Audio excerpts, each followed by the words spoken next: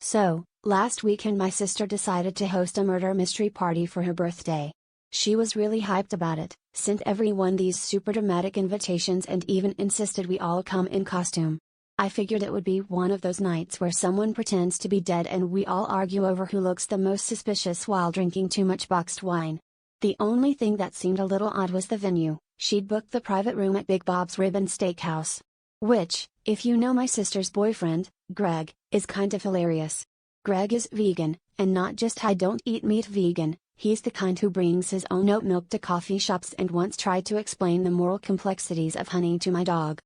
Anyway, we all show up in our best amateur detective gear, and the first real mystery is how Greg is going to survive the evening with the smell of smoked brisket wafting through the air.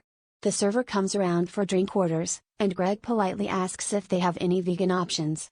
The server blinks twice, says, "We have water," and everyone awkwardly laughs, except Greg, who asks if the ice is filtered.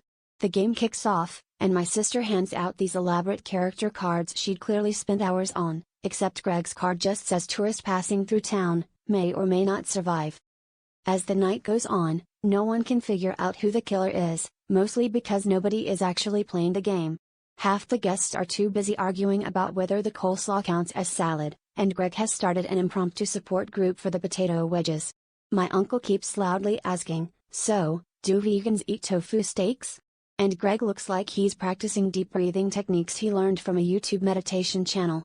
Tensions reach a peak when my sister tries to steer the conversation back to the murder mystery, only for Greg to pipe up and ask, "Is the real crime here what you did to these mushrooms?"